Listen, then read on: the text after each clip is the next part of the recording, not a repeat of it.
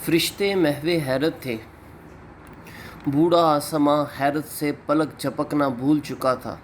روز اول سے کرۂ ارض پر کروڑوں انسان آئے، کھایا پیا، افزائش نسل کا حصہ بنے اور پیوند خاک ہو گئے۔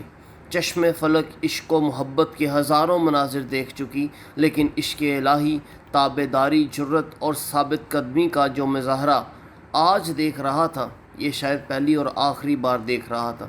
بت پرستوں کے پاس جب کوئی جواب نہ رہا، وہ بحث و مناظرے کے میدان میں بری طرح شکست کھا گئے۔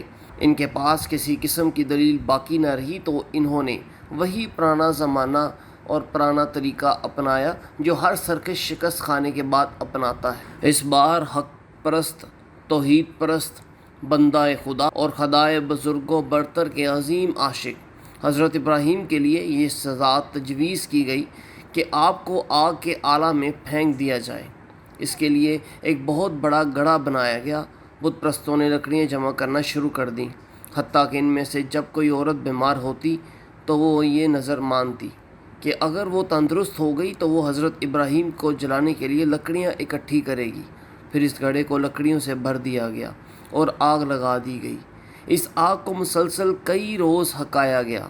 جب آگ خوب جل اٹھی تو اس کے شعلوں سے قرب و جوار کی اشیاء جلنے لگی، تو آپ کو آگ میں ڈالنے کی تیاری شروع کر دی گئی۔ حضرت ابراہیم کو آگ میں پھینکنے کا پس منظر یہ تھا کہ حضرت ابراہیم عراق کے قصبہ اور اس کے باشندے تھے۔ آپ کی قوم بت پرستی کے سمندر میں غرق ہو چکی تھی۔ آپ کے والد کا نام ازر تھا، جو اپنی قوم کے مختلف قبائل کے لیے لکڑی کے بت بنایا کرتا تھا اور فروخت کرتا تھا۔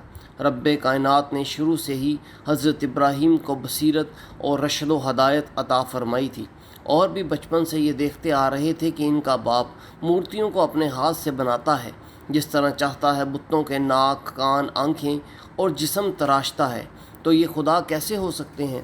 انہی سوالات نے آپ کو تلاش حق کی طرف لگا دیا، لہٰذا آپ نے سب سے پہلے اپنے باپ ازر کو دعوت اسلام دی۔ باپ پر آپ کی دعوت کا بالکل اثر نہ ہوا، بلکہ باپ نے کہا، اگر تم باز نہ آئے تو میں تمہیں سنگسار کر دوں گا۔ جب حضرت ابراہیم نے یہ دیکھا تو باپ سے کہا، اگر آپ بت پرستی سے باز نہ آئے تو میں آپ سے آج سے جدا ہو جاؤں گا، لیکن میں خدا سے آپ کی ہدایت کی دعا کرتا رہوں گا۔ باپ سے جدا ہو کر اب حضرت ابراہیم نے دعوت حق کے لیے پوری قوم سے رابطہ کیا، مگر قوم باپ دادا کی بت پرستی کسی بھی صورت چھوڑنے کے لیے تیار نہ تھی، اور دعوت حق کے سامنے اپنے باطل معبودوں کے حق میں گونگے بہرے بن گئے۔ تو حضرت ابراہیم نے اپنی قوم کی اصلاح کے لیے اعلان کیا کہ میں تمہارے بتوں کو دشمن جانتا ہوں، اعلان جنگ کرتا ہوں، یہ میرا کچھ نہیں بگاڑ سکتے۔ میرا پروردگار تو وہی خدا ہے جس نے مجھے اور تم سب کو پیدا کیا، رزق، صحت اور ہدایت دی۔ جب آپ کی دعوت حق کا قوم پر اثر نہ ہوا تو ایک بار جب آپ کی قوم سالانہ جشن یا میلے کے لیے شہر سے باہر گئی تو آپ فوری طور پر بتوں کی طرف گئے۔ بتوں کے سامنے بہت خوبصورت اور لذیذ کھانے پڑے ہوئے تھے۔ آپ نے طنزاً ان بتوں سے کہا، تم یہ کھانے کھاتے کیوں نہیں؟ پھر ہتھوڑے سے بتوں کو توڑنا شروع کر دیا، جیسا کہ اللہ تعالیٰ نے فرمایا۔ اس نے انہیں ٹکڑے ٹکڑے کر دیا، اور پھر ہتھوڑا بڑے بت کے کاندھے پر رکھ دیا اور کہا، بڑے بت نے غصے میں آ کر چھوٹے بتوں کو توڑ دیا ہے۔ جب لوگ واپس آئے تو اپنے چھوٹے معبودوں کی یہ حالت دیکھ کر غضبناک ہو گئے، اور انہیں حضرت ابراہیم کا یہ قول یاد آیا، اللہ کی قسم، جب تم پیٹھ پھیر کر چلے جاؤ گے تمہارے بتوں کے ساتھ ایک چال چلوں گا۔ پھر تمام لوگ ایک جگہ جمع ہو گئے اور حضرت ابراہیم کو بلایا گیا اور کہا، ہمارے خداؤں کے ساتھ یہ سب کچھ تم نے کیا؟ تو حضرت ابراہیم بولے، میں نے نہیں، بلکہ اس بڑے بت نے یہ کام کیا ہے۔ اگر یہ بت بولتے ہیں تو آپ لوگ ان سے ہی پوچھ لو کہ کس نے ان کے ٹکڑے ٹکڑے کیے ہیں۔ لیکن ابلیس کی روش رکھنے والوں نے ڈٹائی سے کام لیا اور ایک دوسرے سے کہنے لگے کہ اگر دیوتاؤں کی خوشنودی چاہتے ہو تو اس کو گستاخی کی سزا کے طور پر دکھتی آگ میں جلا ڈالو، تاکہ اس کی تبلیغ و دعوت کا قصہ ہی تمام ہو جائے۔ اسی دوران یہ باتیں بادشاہ وقت تک بھی پہنچ گئیں۔ اس زمانے میں عراق کا بادشاہ نمرود ہوا کرتا تھا، اور رایا بادشاہ کو رب کا درجہ دیتی تھی۔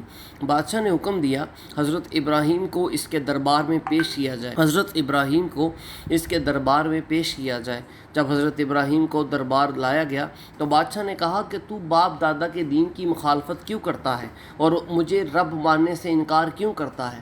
تو حضرت ابراہیم نے فرمایا، میں خدائے واحد کا پرستار ہوں اور لکڑی پتھر کے تراشیدہ بت میرے لیے لکڑی پتھر سے زیادہ حیثیت نہیں رکھتے، اور نہ ہی تمہیں رب مانتا ہوں۔ میں اس ہستی کو رب مانتا ہوں جو روزانہ سورج کو مشرق سے نکالتا ہے اور مغرب لے جاتا ہے۔ اگر تم خدا ہو تو سورج کو مغرب سے نکال کر مشرق میں چھپا کے دکھا۔ بادشاہ یہ سن کر بے بس اور لاجواب ہو گیا۔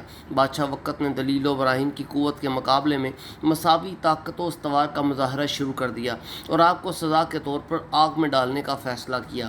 جب آگ کے شعلے بہت زیادہ بلند ہو گئے تو حضرت ابراہیم کو ایک منجیک میں ڈال کر آگ میں ڈالا جانے لگا۔ جب حضرت ابراہیم کو باندھا جا رہا تھا تو آپ کی زبان پر یہ الفاظ تھے، تیرے سوا کوئی معبود برحق نہیں، اے تمام جہانوں کے پروردگار، تو پاک ہے، تیرے لیے ساری تعریف ہے، تیرے لیے ساری بادشاہی ہے اور تیرا کوئی شریک نہیں۔ اور جب پھینکا جانے لگا تو آپ کی زبان پر یہ کلمات تھے، ہمیں اللہ ہی کافی ہے اور وہی اچھا کارساز ہے۔ حضرت ابو ہریرہ سے مروی ہے کہ سرتاج الانبیاء نے فرمایا، جب حضرت ابراہیم کو آگ میں پھینکا گیا تو وہ ہواؤں میں تھے، تو انہوں نے کہا، اے اللہ، تو آسمان میں اکیلا ہے اور میں زمین پر تیرا اکیلا عبادت گزار ہوں۔ بعض علماء نے بیان کیا کہ فضا میں حضرت جبرائیل آپ کے پاس آئے اور کہا، اے ابراہیم، کیا آپ کو کسی چیز کی ضرورت ہے؟ تو آپ نے کہا، میرا رب بہتر جانتا ہے، مجھے آپ سے کوئی کام نہیں۔ حضرت ابراہیم کا یقین اور خدا پر ایمان دیکھ کر خدا کی رحمت جوش میں آ گئی۔ حضرت ابن عباس سے مروی ہے کہ بارش کے فرشتے نے کہا، مجھے بارش برسانے کا حکم دیا جائے، لیکن اس سے پہلے ہی اللہ کا حکم جاری ہو چکا تھا۔ ارشاد باری تعالیٰ ہے، ہم نے فرما دیا، اے آگ تو ٹھنڈی ہو جا اور ابراہیم کے لیے سلامتی بن جا۔ حضرت کعب بیان کرتے ہیں، اس روز زمین کے انسانوں میں سے کسی نے بھی آگ سے فائدہ نہ اٹھایا اور آگ نے صرف حضرت ابراہیم کی وہ رسیاں ہی جلائیں جن سے انہیں باندھا گیا تھا۔ منہال بن عمرو سے مروی ہے کہ ابراہیم آگ میں 40 یا 50 دن تک رہے اور فرمایا، جتنی خوشگوار زندگی میں نے ان دنوں میں گزاری ان کے علاوہ کبھی نہیں گزاری۔ میری خواہش ہے کہ میری ساری زندگی اسی طرح کی ہو جائے۔ کافروں نے حضرت ابراہیم سے بدلہ لینا چاہا لیکن خود ذلیل ہوئے۔ ارشاد باری تعالیٰ ہے، دنیا میں انہیں ناکامی اور ذلت نصیب ہوئی اور آخرت میں ایسی آگ میں پھینکا جائے گا جس میں نہ تو ٹھنڈک ہوگی اور نہ سلامتی، انہیں اس میں سلام بھی نہیں کیا جائے گا۔ خدا پر پختہ یقین اور عشق کی وجہ سے خالق ارض و سما نے جو مقام اور شان حضرت ابراہیم کو بخشی وہ کسی کو نہ بخشی۔ حضرت ابراہیم کو اپنا دوست خلیل اللہ کہا، خدا خانہ کعبہ کی تعمیر آپ سے کرائی، قربانی قیامت تک کے لیے لازمی قرار دے دی، حج کی شان سے نوازا اور سب سے بڑھ کر نبیوں کے سردار شہنشاہ دو عالم کو آپ کی اولاد میں سے پیدا کیا۔